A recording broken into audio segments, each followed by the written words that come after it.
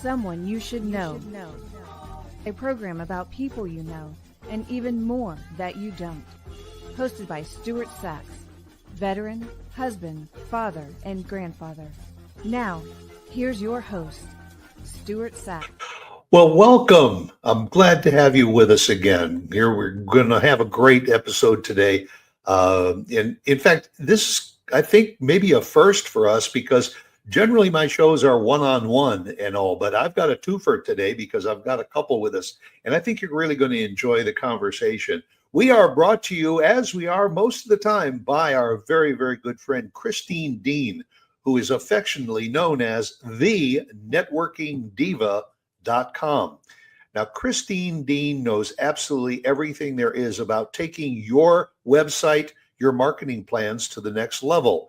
You know, we all can use a little improvement, and as things change, we want to be the very best we can on our social media and reaching out to the public.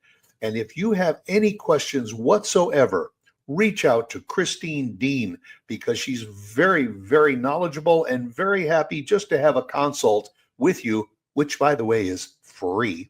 So reach out, Christine Dean, the networkingdiva.com. Thank you very much, Christine. Love you for all you do for this show.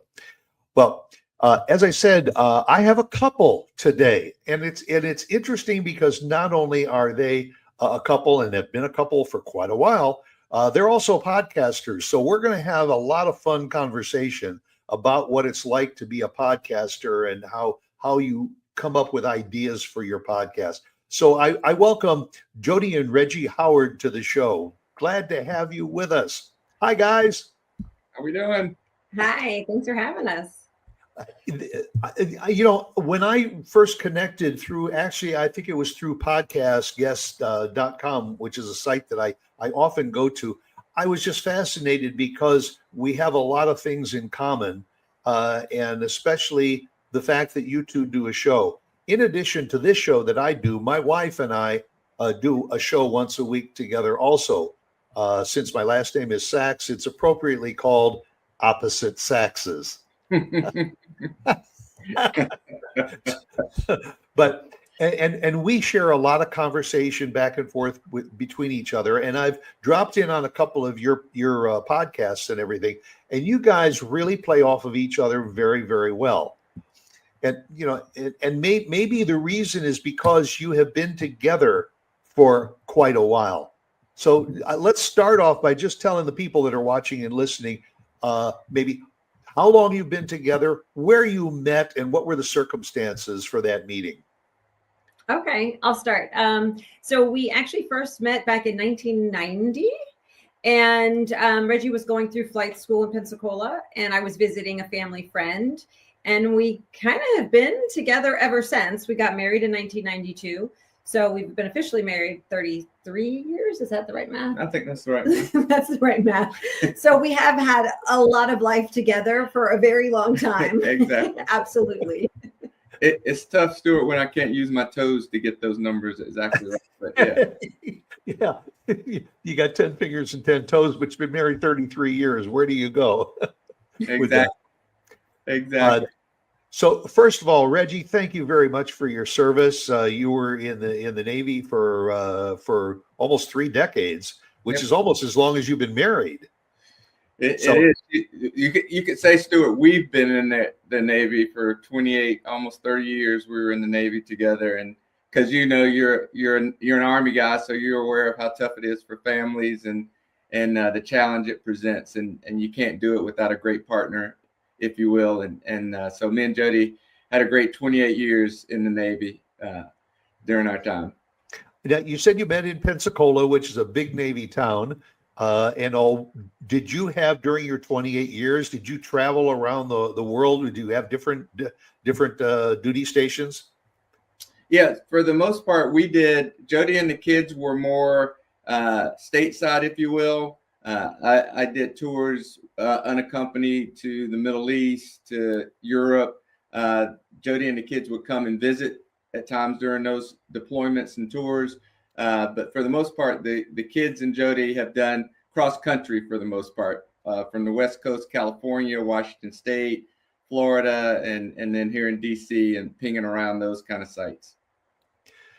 So for those that are watching and listening, when you're in the service, sometimes you can get orders to deploy overseas or another duty station, and sometimes you got like 30 days to pack up and move and all. What tell the folks what was it like during those years in the military and all? What kind of a strain does it put on the marriage, especially when you're raising 4 kids at the time? Well, from my perspective, it really helped me see Jodie as that equal partner, if you will, because a lot of times things I wanted to do, I couldn't do. The part I'll add to what you said, Stuart, is a lot of times they'll tell you got to go and it'll be, Reggie, you got to go today. Your family can join you later. And that would leave Jodie to do everything. Get the house packed, get the kids packed, get everything settled up, get everything moved, handle the movers, all those kind of things. So we always used to laugh when Jodie would be at neighborhood events and parties, and the other wives would talk about, I don't know what I'm going to do. Sam's going to leave for the weekend. How are we going to handle things? And we'd be like, yeah. For the weekend? Uh-huh. Yeah, imagine if Sam was leaving for 6 months or he's taking off and you got to join him in 2 months after the kids get out of school and handle all the details and all. So it really helped to form that equal partnership, because there were things I just had to leave and trust her to take care of. And of course, she would always figure it out and make it happen. And yeah, so it was really nice in kind of helping each other to grow as equal partners in the relationship and have confidence that the other could handle anything that came up. Yeah, I agree. I mean, because there's really no road plan, you just kind of, the Navy just kind of, I had no understanding of Navy life, military life before we got married, and kind of just jumped in feet first and off we went, and it was this constant shifting and changing and adjusting and being able to do so at, like you said, a moment's notice. Sometimes, he would be gone for over a year at times on the other side of the world. And a lot of this was long before there was even email or any sort of connectivity that today's military, thankfully, can actually connect with their families a lot more regularly. But we didn't have that. So yeah. Real quick, there were no cell phones. Yeah, no cell phones. When we started, and computers were just really coming into play, and it wasn't instant email back and forth with each other. It was a much more tedious process. Yep. We talk often on the podcast and in our book about letter writing and the value that created and the strength that was for our relationship from a very early stage. And the interesting part was, back in the 90s, I would write him a letter. It would take 2 weeks to get to him, maybe if we're lucky. And he would spend, then 2 weeks to reply back. So it'd be a month before I would have maybe heard whatever it was that felt so pressing that I needed to share, or vice versa. And it gave us this really interesting perspective, because after a month's time, we often forgot what it was we were so concerned with that, when we first wrote our letters. That the world was crashing. It felt like, and then we're like, oh no, there's all these new things now that I guess I'll go ahead and write this letter and he'll get it 2 weeks from now. And so you're in this constant state of connecting with each other, but it's a very different, very delayed experience, especially back, 25, 30 years ago. And Stuart, speaking to our kids, it's this whole different phenomenon for that they have no clue really about, in that we couldn't just pick up the phone and talk to each other anytime we wanted to. And oh, by the way, not only when you could, it wasn't free. It wasn't like I paid $40 and I can talk to you as much as I want in a month. It was like we would have these long conversations and I would get a $500 telephone bill that month, because we sat there talking and talking. Exactly. That's when we were first dating, especially. And come we would on, just I would still do that now. Yeah. Hey. You're talking to me for $500 and I got 4 kids to feed. Yeah, exactly. Yeah. Well, and Jodie, I want you to share a little bit about those 4 children, because in doing my bit of research on you, one of your children is a special needs child and all. And so, that puts that extra weight on your shoulder too to manage. And what was that like, raising all four of the kids and having one that needed a little extra attention? It was a lot. It was a lot at a lot of times. It was a lot of joy. Also, one of the benefits, though, of being the parent who got to stay home was that I did get to see and experience the everyday things. That there was so much, especially with our oldest three, that Reggie really missed a lot of day-to-day things, and just, going to the games and the school activities. He just wasn't able. He wasn't in the country. Couldn't do it. So there was a lot of enjoyment on my end from that. And it was also a lot having four kids, and our children currently, our age ranges are from 32 down to 15. And so, our third daughter has cerebral palsy, and that was a whole new conversation that we were then trying to figure out as we were living this military life, which was part of the reason when Reggie not only often deployed overseas, which he would always do by himself, but he was often then ended up being stationed overseas, sometimes by himself, because we could not take her. The military would not allow her medically to be seen overseas because there wasn't enough care for her there. So the military would send him, because if they needed him for a job, he would go. And it was a better option for her also to stay here. And so we decided that as well. But that was kind of just the best fit for the family, which made it challenging in a whole nother level also. And it's the layer, Stuart, of just having a special needs child put this whole layer of extra that you have to deal with, because I think most people who have children can relate to dealing with the school systems, and whether you're public, private, whatever there's all kinds of things that go along with that you have to deal with. Right. But having a special needs child adds this whole other branch of government, of individuals, of systems you have to deal with, and doctors and all of these others that we had to juggle. So Jodie did a lot of that juggling on her own. And it's funny now, because once I retired, I got to take over some of those responsibilities, and especially like the insurance part of things. And I'm like, oh my God, what are we talking about? What? This thing says that whole procedure was $14,000 and we're paying $200. So you're saying if we didn't have insurance, we'd have to pay? Yep. And you're like going, oh, I see what some people in this world have to deal with. And for us, it really brought home, as tough as it was for us. We had a lot of things, from a supporting family to the military systems that would help us out, trying to understand and be empathetic and helpful to those who are going through the same thing and don't have those networks of support to help them out in dealing with the disabled child, to get what that individual needs to live the best possible life. So very educational on a lot of fronts. And we get into some of that in the book and everything else and on our podcast. And the name of the book is Choosing Each Other Every Day.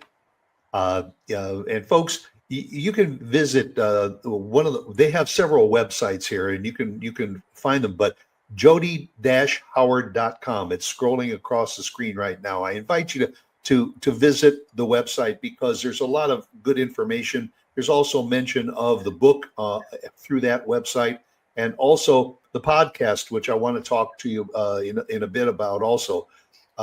But it's fascinating to me, the title of the book, Choosing Each Other Every Day. 33 years that you've been married now. My wife and I just passed 51. So, and I'm fascinated. I'm waiting to get the book so that I can read it to see what I've either done right or I've done wrong.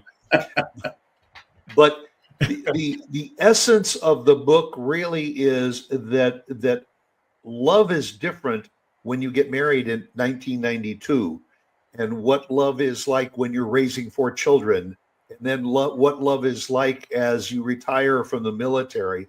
There's different chapters in that love life, and you have to address them differently, and you have to work at it. And that's the beauty of it. And share with the people that are watching and listening your perspective of what love is through the decades that you've been together. I love that question. And people often ask us, what is the secret sauce, right? Or why, how is it you're still together and still seem to actively enjoy each other and are really, in this relationship together? And what it really boiled down to, we realized it was an active choice. Like you're saying, it is an action. Marriage is, and relationship is a verb. And it's this decision of choosing each other day in and day out. That doesn't mean we always like what the other person is doing, doesn't mean we're always getting along, but ultimately we are in it to choose each other in these different stages, in the stages when we're first figuring things out, right? Having our first kids, having this military lifestyle, and constantly being willing to adjust and recognizing that the choices we made or the decisions we had back in the 90s and early 2000s look totally different now, and being able to kind of pivot with that and giving each other that grace and that space to acknowledge that ultimately we know we are here for each other, and we are our best friends as well as our partners, as well as our greatest loves. And so we're continually allowing each other to choose the other person and be at that invitation, as well as actively choosing them. And so for me, Stuart, it goes, I like to tell stories, and I tell people, for me, it comes down to that piece of, I will always love Jodie, but that doesn't mean I'm always going to like her. So, and there's choices she makes that will either make me like her or not. Then the same, and it goes the other way. I know she'll always love me, but I'm always sitting around trying to do things and trying to think of presenting myself to her in a way that, yeah, she actually likes me and she wants to hang out with me and she wants to be around me. And so one of those choices, if you will, and one of my favorite stories was when we were going on child number 3, the minivan. Number three, we were getting ready to have our third child, and Jodie's like, I want to get a minivan. And Stuart, I'm a Navy guy. I'm a football player. I'm a sports guy. I'm like, honey, I can't buy a minivan. I was like, I'm not. And she's like, what are you talking about? I was like, I'm not that dude. And she goes, what do you mean you're not that dude? I was like, do you know who I look to cut off on the interstate when I'm driving and I got to get over? I look for the guy driving the minivan, because I know he's already been spayed or neutered or whatever you want to go. He's done. He's not going to do anything. He's broken. And that's not me. I can't do that. And so, of course, this is right before I'm going to deploy. By the end of that deployment, I've called her. I've sent her a note going, I've thought about it. And if you really want a minivan, honey, that, it's those little decisions that personal growth for me, a car does not decide who I am or make me a man or any of those kind of things. But, it's my own childish things I'm holding on to that I released. But if I'd held on to that could have caused this wedge that didn't need to be there, forcing her to cramp 3 kids into a car that was just painful every single day. And it's causing those kind of feelings that don't need to be there because I don't want to come off some macho BS stance of mine. So it's like these constant little, changes we make in ourselves, or evaluating the true reasons and rationale. And is that important enough for me to hold on to increase the possibility of a rift in our relationship? And no, it's not. So a lot of self-evaluation, reflection, and constantly making choices that will allow that other person to not only love you, but like you, is kind of how I look at it. Well, and I read in some of the information, you talk about in the marriage and relationships, the ups and the downs and the in between. And that's the part that is, that's the meat between the 2 buns, and all is there's ups and downs. Everybody has them. If you don't, there's something wrong with your marriage. But it's the in betweens and how you handle those, because there are more of those than there is the ups and downs. Is that a fair statement? Yeah, and that to me speaks to the day-to-day, right? Like you're talking about that. Yes, there's going to be these big deals or these big catastrophes, hopefully not many, but there are these big things where you do get to come together as a team and you see, what does this look like in a time of great stress or emergency? But then there's just day-to-day living, the mundane. And it's like finding the magic in the mundane with each other, finding the magic in the day-to-day activity, the day in, the day out, the doing of the laundry, the doing the dishes, the things that are required for daily living. And how do you do that together? And you can still enjoy each other and have fun and make it part of your relationship, not just some sort of chore that has to happen. And that's something that since he got out of the Navy, we've literally been able to do a lot more of day-to-day things together, which has been also really fun, because for the first however many years, there was so much time that we were apart, and we knew we worked well that way. And honestly, we had to make sure, how did we work in day to day? Like, we both work from home now. And when he retired, it became a whole new thing of how do we live in the same space together. And Stuart, if you knew me well, you would know you will like me a lot more the less time you spend with me. So, that was kind of my secret sauce to keep everything going, was to just not be around all the time. What is it? I'm a dose person. Small doses, and you're more likely to continue to enjoy. So, right. But yeah, but it is like Jodie's saying, it's those day to day, it's the little things, really, knowing that it bothers her when I don't close the refrigerator door. So take the time to close it, make that something that, even though I don't, whatever, it's tons of little things like that. Taking out the trash every night because the smell drives her crazy. It's learning those little things, because what you don't realize is all of those little things over time leave big marks that next thing you know, going back again, I don't know why I don't like you, but I don't like you anymore. You get on my nerves just looking at you. And it's all those little things having built up after years and years and years of being together.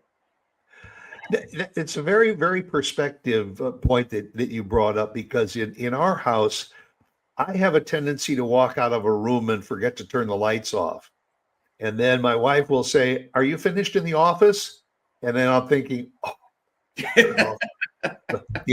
so I know what you're saying. It's a matter of, if you don't remember to do it, that your partner is going to remind you that you forgot to do it.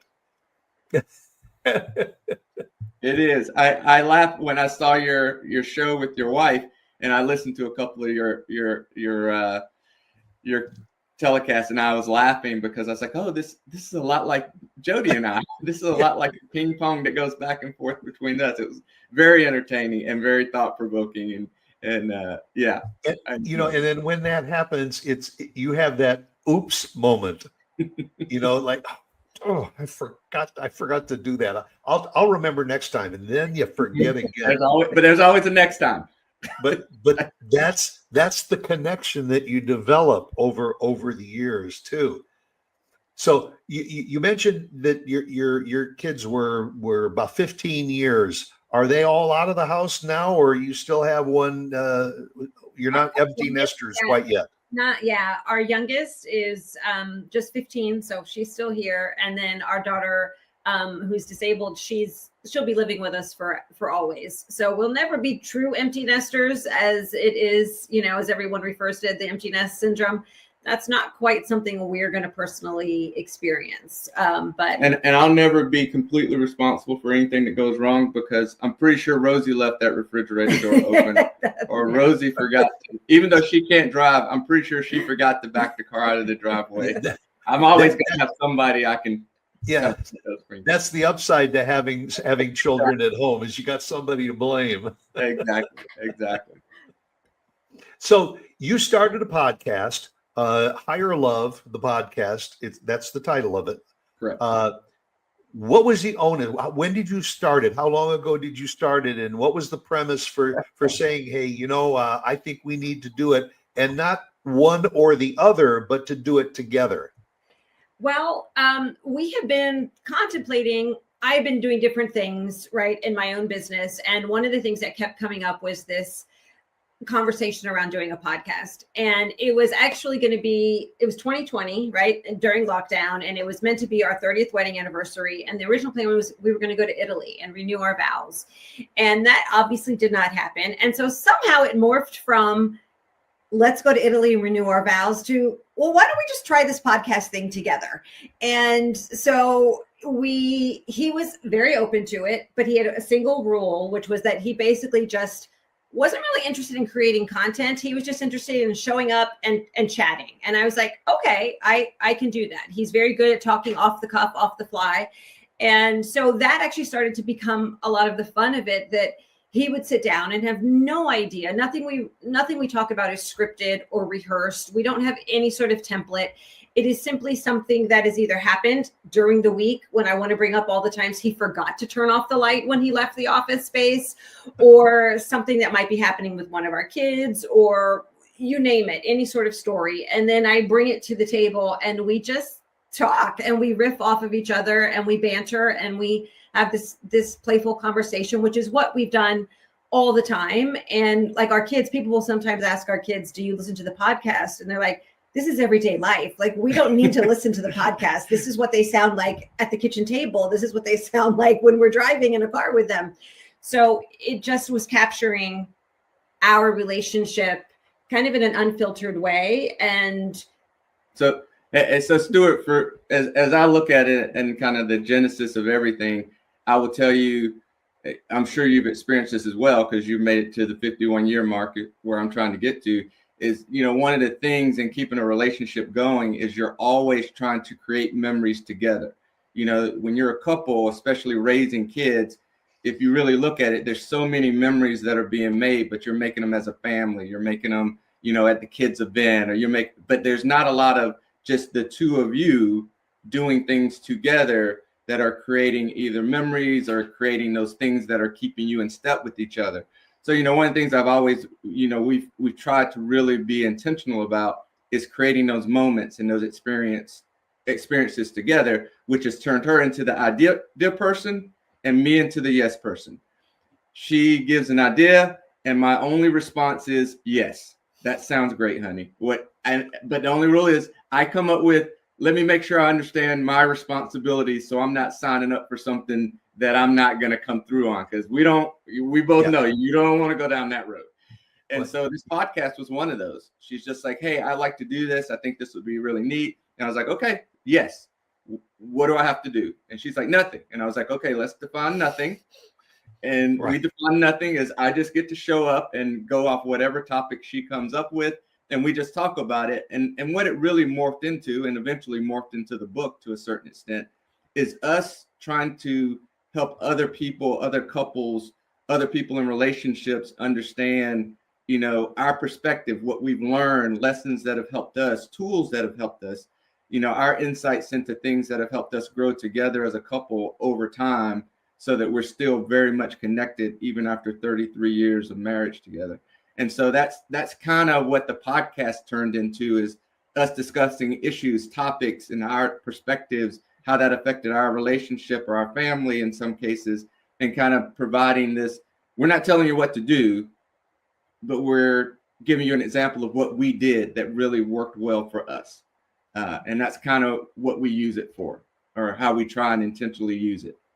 And I think even before it shifted into how can we help others with this, it was really this conversation we were just having amongst ourselves, and kind of even gaining clarity within our own relationship. We'd sit down, and sometimes it would be something that I really wanted to talk to him about. And as you know, living a lifestyle that there's a lot happening, you don't always just sit down and get to talk to your partner in ways that are meaningful, or about something beyond, what's this week scheduled, or who's taking this kid where.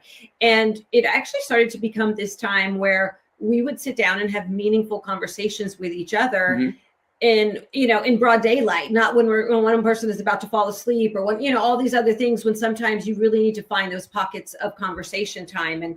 And that is something also over the years we've always looked to, actively creating time where we can just sit and talk to each other. And this started to become the avenue for that. And we really started to look forward to our weekly sitting down and just chatting about things with each other in ways that we hadn't had an opportunity to do all week. So it even kind of started there. And then it became this broader conversation of, oh, wow, we can share this and put it out there and let people just listen in, or maybe scope a little bit of understanding about something new or unexpected or whatever the case may be. Yeah.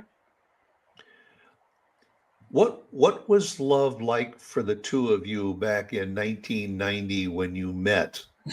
And I mean, I like to be open and honest. You're a biracial couple, and what was it like back in 1990 when the two of you met? Were you ostracized at all, even though you were in the military and then you got married? And then, of course, my follow-up question is how have you viewed that relationship over the last 33 years? Has it gotten better? Has it gotten worse? Are the eyeballs still looking at the two of you?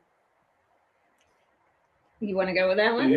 Well, I'm going to start by saying I think being in the military we were never ostracized in our military life in any aspect. When we got married, we were in California and had just the most welcoming community always. We have had definitely pockets of time and in our life, but it's been typically when we have been visiting places or not in our particular inner circles have we had that sort of eyeballs every which way and, comments that are made or people just saying off the cuff stupid things. But for the most part, we have experienced I would say a very inclusive experience as far as how we've moved through our world. And it's interesting because we are a biracial couple, but that's definitely an aspect to who we are and how we move through the world. But it definitely doesn't ever feel like that is what has defined our relationship. And sometimes people expect that to be something that we immediately connect on and talk on. And we're like, well, yeah, that's true. But just the same way that our daughter who has cerebral palsy, that doesn't define who she is. It's just an aspect of how she showed up in this world. And so I think we kind of look at it in that perspective also. Yeah. And I can say, I grew up in Georgia. We lived in Jacksonville, Florida, Lower Georgia. And, you living in the South, things are always a little interesting. I'll say it interesting. And I will tell you, I think being a part of that military network, so that was our friends. Those were the people we hung out with the most of the time. I've always told people that I still feel the military is the most equal opportunity, equal place you can be in our society today, because there are actually rules, regulations. There's things that go, you can't hold people back so it's going to be as fair as it can possibly be in any society where people in the end make the final decision. But I'll tell you, I've never felt in that world and where we placed ourselves. And there have been times, you get looks here and there, but it definitely hasn't been something that I think we spent a great deal of time thinking about.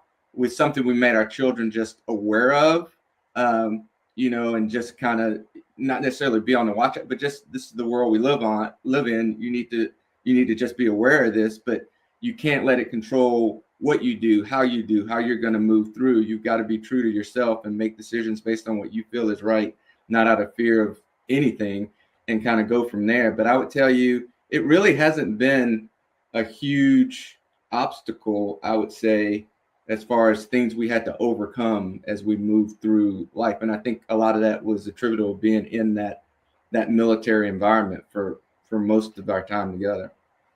Well, and I also think that interracial marriages, blended marriages, and all of that has become a little bit more commonplace today than it was 10, 20, and 30 years ago. And also, it's not as unusual, and because of that, it's become a little bit more acceptable today. In fact, I find it to be very, very fascinating because it puts you, I believe, at a level of understanding and love between each other, and all that other people have to aspire to, because it's an extra element of getting connected to each other.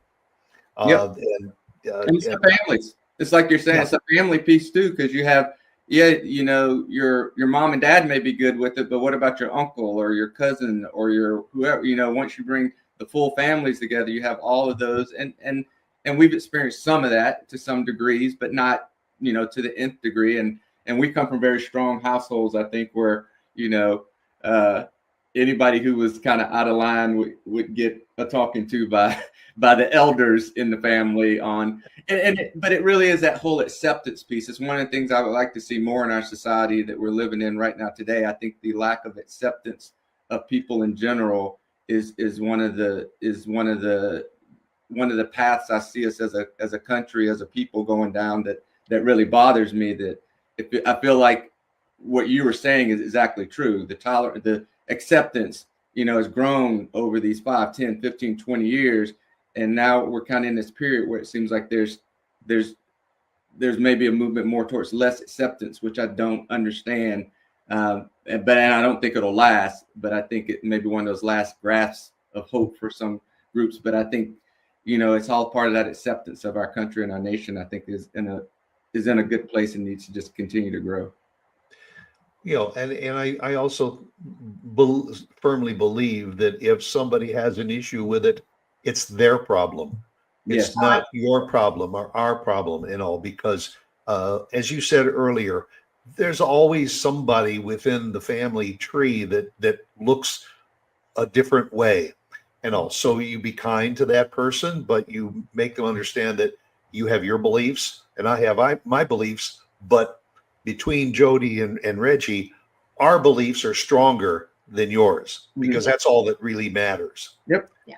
And that's exactly what we learned really, really early on, like even before. And I think, just being connected the way we have been for so long, but in the very beginning, we kind of got, without even ever, I feel like talking about it much, we just understood that what we wanted and what we needed from each other was first and foremost, and the rest of the world could sit back, and we did not need to do anything according to what they said or thought that we needed to do or not do. And from very early on, we both were on the same page with that. And so it felt just what we were in lockstep, and recognizing that, yes, we wanted our families, all of our families, to feel extremely excited about everything. But if a member in our family didn't, it wasn't, like you said, it wasn't our problem. It wasn't anything that even was a reflection of us. It was something they needed to work through, or something they needed to take wherever they were going to take it. But that was not going to be how we move through the world, with concerns about what is so-and-so going to say, or what is whoever going to think. And so that was very early on. We were really clear in that. And I would say of all the challenges we faced, that was probably, again, that was one of the lowest on the totem pole. There were much bigger challenges in store for us, and being separated and living this strenuous military lifestyle and dealing with children too. Yeah, exactly. Yeah, and it's one of those where I think that's one of the things we've tried to teach our kids. We've tried to instill, because we were very confident in ourselves and in how we looked and saw the world, and what we thought and believed to be true. And we were going to let life prove us wrong, as opposed to just deferring to someone else's opinion who we didn't agree with necessarily, to go, well, they're older, we should just go along with what they say. I think part of it was we were very confident in ourselves and what we believed and trusted, that the love we have for each other. Because you can imagine, I mean, we're young. Jodie was 19, I was 24. It was like you're interracial couple, within a year of marriage, we're having babies. They're like, this isn't going to last. What are you doing? We've had a long distance relationship the whole time. We spent more time apart than together in the first year and a half. And like I told you earlier, Stuart, that's when I'm at my best, when there's a little distance there. So, it's like all those things that people like, you're crazy. What are you guys thinking? No way this is going to last. But we knew what we knew about how we felt about each other, and we trusted that. And that's a big piece of having that inner confidence and going with your gut and believing in yourself. And I think that's what you referred to earlier in the show as your special sauce. And I saw those two words together, and I thought, that is something that more couples really need to look at and assess, is what is the special sauce that's holding us together, rather than just becoming complacent in our marriage. Because I think today I think, as you have mentioned too, that's a lot of people are staying together today just out of comfort, and you have to recognize, if this is your comfort level, does it have to stay here, or do you just keep working on raising the bar and all? Because it's harder to raise the bar after 20 years, 30 years, 40 years, and 50 years of marriage than to sit with complacency. Because, and I think that is that kind of what led to your podcast theory, and then to the book. Yes, absolutely. So much of it is that desire to and continuing self-growth, right? And that we're each on our own individual growth journey. And I was the one who kind of was taking the lead on that in a lot of ways. And what are the things that are meaningful to me? And what are the kind of personal development goals and mindset goals and things I wanted to work on?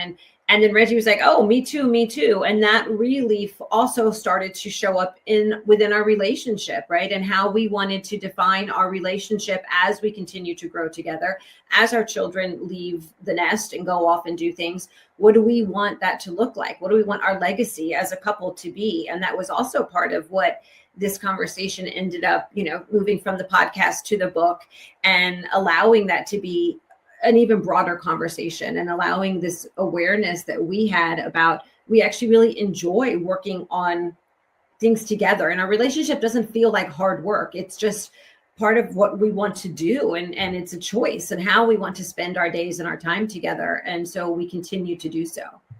Yeah, it's that choosing piece. I think, Stuart, is so key, because the example Jodie just gave is a great example. As she's doing all these personal growth things, learning about her human design, doing all these kind of, as I call them, woo, kind of touchy-feely things that, that's not really me per se. But I'm watching her and I'm going, well, I don't want to get left behind in this.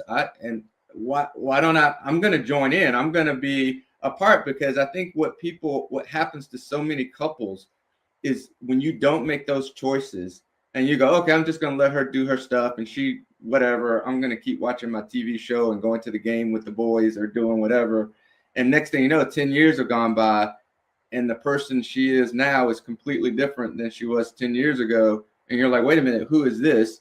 And she's like, well, wait a minute, this guy is a Neanderthal. I don't want to be hanging out with him. And next thing you know, you've lost that connection. So it's part of that. What are the choices you make? And I believe every day you're making choices that are either bringing you closer together or pulling you apart in some way.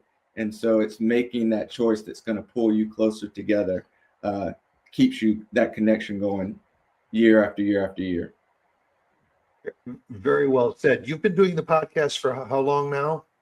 About 3 years now. We started in 20, I think. Yeah. Yeah, 3 or 4 years. It's been 3, yes. We've been on a hiatus while we wrote working the book. on the book, yeah. And figuring out, since we published the book a few months ago, we've been trying to figure out what those next steps are. But we're going to get back into some new episodes, because we did, how many? 52 episodes that are out there, which were a lot of fun, in all honesty. But yeah. Well, stick with it. I have done over 500 of these shows.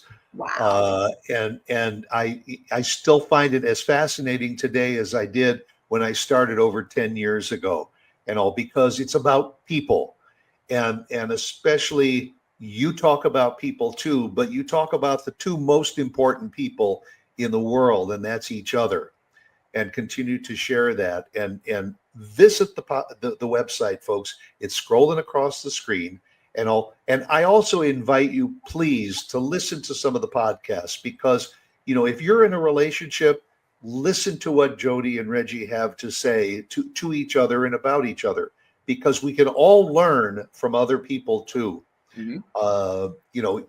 You said earlier about what do people do, after many years of marriage? What are the keys to a good marriage and all? And I always say that my wife and I have had a very, very wonderful marriage for 51 years. We have a date night every week. We have a date night. Mine is on Monday and hers is on Thursday. That's an old joke. It's all but a good one. That's a good one. But I can't thank the two of you enough for taking the time to talk to me. Now, you've been sitting there together, and I want you to, in between the two of you, are you holding hands? Because you are touching shoulder to shoulder. See? And there was something in my mind that said right from the get-go that you two are just so close that after 33 years, you still got that connection. And I love that about it. But I thank you very much for taking the time. And I always end my show with a quote from Oscar Wilde: be yourself because everyone else is already taken. And I think that you can connect with what those words mean. And I thank all of you for watching the show and being with us again. I hope you go out and make it a great day and a great week. And all, and join us again for our next episode.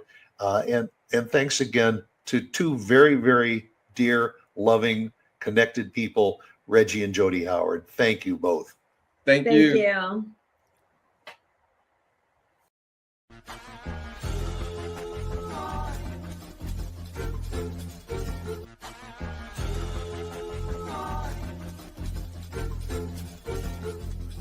Someone you should know.